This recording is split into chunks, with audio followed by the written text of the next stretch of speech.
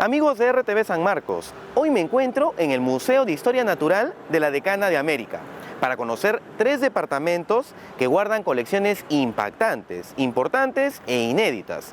¿Quieres saber de cuáles se tratan? Acompáñenme en este siguiente informe especial. Desde 1918, el Museo de Historia Natural de la Universidad Nacional Mayor de San Marcos resguarda la memoria viva del Perú. Investiga, conserva y exhibe la riqueza de nuestra flora, fauna y gea, convirtiendo cada muestra en conocimiento científico al servicio de la humanidad. Hoy, el museo alberga 19 departamentos que reciben a visitantes de todas las edades, quienes se asombran al descubrir en cada vitrina verdaderas reliquias de la naturaleza y la ciencia. Pero lo que se aprecia en las salas de exhibición es solo una parte. Detrás de cada división y departamento se esconden tesoros científicos celosamente custodiados. Cada uno guarda una historia fascinante por contar. En el departamento de ictiología, el profesor Max Hidalgo nos revela la historia de un pez que asombra desde la primera mirada, la Panaque schäferi, conocida popularmente como la carachama gigante. El primer registro que nosotros tuvimos de esta especie fue en un estudio que hicimos el año 2000 en lo que es actualmente el Parque Nacional Cordillera Azul en la Amazonía loretana. Pero lo anecdótico es que este espécimen no fue pescado por los guardaparques, sino fue comprado en un restaurante, porque ellos entraron a un restaurante en la ciudad de Huaytía y estaba puesto ahí como un adorno, ¿no? Entonces, cuando me mandaron la foto, yo les dije, tienen que enviarme ese espécimen, ¿no? Y entonces lo compraron, me lo mandaron, y este espécimen que estaba disecado, puesto en una vitrina, en un restaurante, se terminó transformando en el holotipo de la descripción de la especie que hicimos ya en el 2010, ¿no? El especialista nos revela además qué es lo que convierte a este pez de aguas continentales en una especie tan singular y verdaderamente única. Son espinas. El término técnico para, digamos, si estuviéramos haciendo una clase de ictiología, se denominan odontodes, porque odontode viene de la palabra como odontológico, ¿no? Como si fuera microdiente, hipertrofiado. ¿Qué significa hipertrofiado? Que están súper desarrollados. Y que tienen acá en su opérculo, que es esta abertura, aquí se pone por acá adentro están las branquias, y además en la aleta pectoral, ¿no? Lo que los hace literalmente, así con ese tamaño, un espécimen, prácticamente podríamos decir que ya no tendría depredadores, o muy raro, ¿no? Salvo que un lobo de río o quizás un jaguar se anime a tratar de masticarlo, pero la verdad es que estos son muy difíciles, con todo el cuerpo acorazado, muy difíciles de depredar, ¿no? Cuando alcanzan un tamaño de ese tipo, y además son de fondo. Son raros también porque no son tan comunes. Estos generalmente son de fondo y en las noches suben a la superficie. Otra de las joyas del departamento de ictiología es el Orestias cuvieri, una especie tan excepcional que hoy se considera lamentablemente extinta. Una de las características en general de las orestias, que es un género estrictamente altoandino, es decir, este género, que son más de 30 especies, cuyo sitio donde mayor diversidad hay en el mundo es en el lago Titicaca, se caracterizan porque presentan esta boca dirigida hacia arriba, ¿no? Como pueden ver, ¿no? Nosotros le decimos boca supraterminal, ¿no? Porque acá va hacia arriba, ¿no? Así como prognata, ¿sí, no? Y además de eso, porque carecen de un par de aletas que vienen acá, que son las aletas pélvicas, ¿no? A ver, solo para mostrarles, acá el panaque sí las tiene, que son estas de acá. Sin embargo, en el género Orestias no hay. Este pez del lago Titicaca no ha sido colectado desde hace más de 70 años, lo que lo convierte en una verdadera leyenda de la ictiología. Donde hay algunas muestras, hay en la colección científica del Museo de Historia Natural de Francia, en el Reino Unido también, y en algunas colecciones de Estados Unidos, con registros que son más antiguos de 1930. Este espécimen es de 1953, colectado en la zona de Capachica, en la bahía de Puno. Y después de eso ya no se ha tenido mayor cantidad de registros de esta especie. Y lo que se aduce, el porqué potencialmente de la desaparición de esta especie, es que está vinculado con los procesos de contaminación del lago, pero también con los procesos de introducción de especies competidoras no nativas, como el pejerrey argentino y la trucha, ¿no? Que probablemente han terminado diezmando a las poblaciones de esta especie, ¿no? De los misterios del agua pasamos a los secretos de la tierra. En el Departamento de Herpetología, administrado por el Dr. César Aguilar, nos esperan 2 especies tan extraordinarias como poco conocidas. Este frasco es de una lagartija que la encontramos en el área protegida de San Fernando. Y es un sitio que no es fácil de ir. Habría que ir en unos carros particulares que van por arena. Y la primera vez que yo fui no la encontramos, porque era invierno.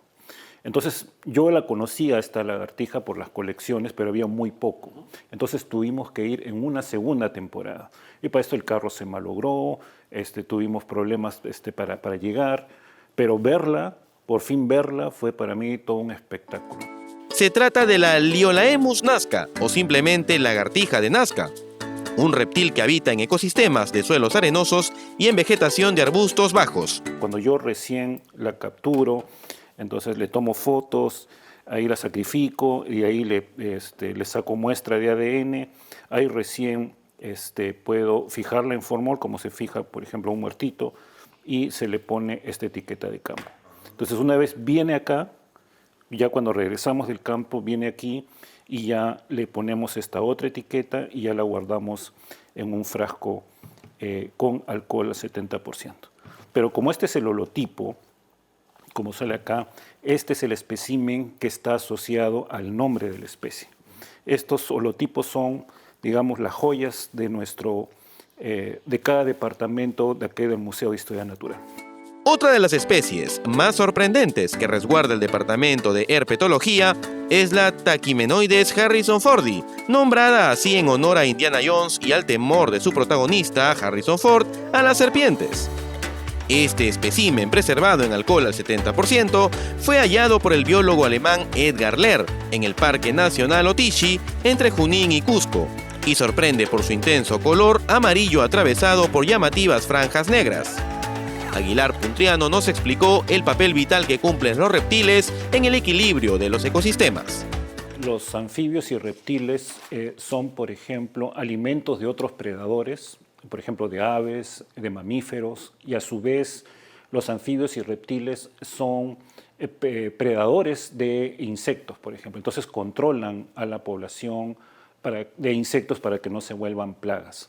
También los anfibios, por ejemplo, son importantes porque son como los canarios de las minas. Entonces, eso es una metáfora en la cual, por ejemplo, antiguos mineros soltaban unos canarios en las minas y si no regresaba, querían decir que era muy tóxico ese lugar. Entonces, los anfibios son como eso. Si hay anfibios en un sitio, quiere decir que el ecosistema es saludable. Si no hay anfibios en un sitio, eso quiere decir que hay problemas en el ecosistema. De los guardianes del equilibrio natural, pasamos al mundo verde. En botánica, la profesora Joaquina Albán nos abre las puertas al universo de las plantas. La colección Antonio Raimondi es sin duda una de las más valiosas e importantes del museo y constituye un pilar fundamental del herbario USM. Que es una colección que viene de 1850, 1870, que es más o menos el periodo en el que él estuvo, y que nos permite realmente reflejar esta gran diversidad de lo que tenía realmente nuestro territorio hasta la fecha. Podemos mostrar aquí algunos de estos ejemplares que son de sus etiquetas originales, que todavía realmente conservamos, como también los ejemplares en su propio papel con las cuales realmente fueron montadas para esta época.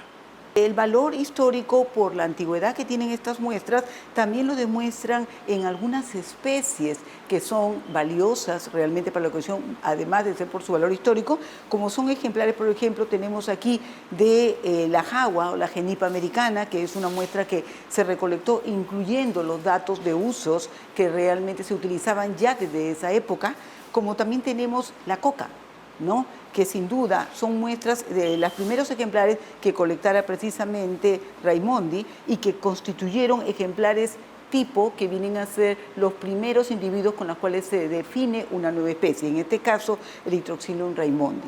Además, la doctora Albán nos mencionó algunas especies que se encuentran en un rango medio de vulnerabilidad. esta Chloraea venosa, una orquídea que fue colectada realmente también desde la época de Raimondi, posteriormente definida como un tipo y con varios temas de aspectos nomenclaturales que han ido adecuándose de acuerdo con las investigaciones modernas, ¿no? Y otra cosa importante que quiero agregar, separé aquí algunas muestras que nosotros llamamos muestras de ejemplares de topotipo. ¿Qué significa eso? Como por ejemplo tenemos esta especie de Solanum ferreirae. Un topotipo significa una muestra que ha sido solamente colectada en ese lugar por única vez. ¿Y por qué podemos mencionarla? No es una planta que la tengamos esquinta, significa que hay varios puntos del país. Lo que sucede es que si cuando nosotros queremos hablar de vulnerabilidad, muchos lugares que consideramos realmente el topotipo de un ejemplar ya han ido desapareciendo debido principalmente a los efectos del impacto antropogénico. En este lugar destacan los manuscritos y dibujos originales que el propio Raimondi realizó de las plantas que estudió, verdaderas piezas históricas que combinan ciencia y arte. Los directores manifestaron por qué las colecciones mostradas en sus respectivos departamentos son verdaderamente irreemplazables para el país y la ciencia. Estas colecciones representan la biblioteca de especímenes de peces continentales más importante y valiosa de todo el país. Cada espécimen que tenemos aquí es literalmente todo un libro que descubrir.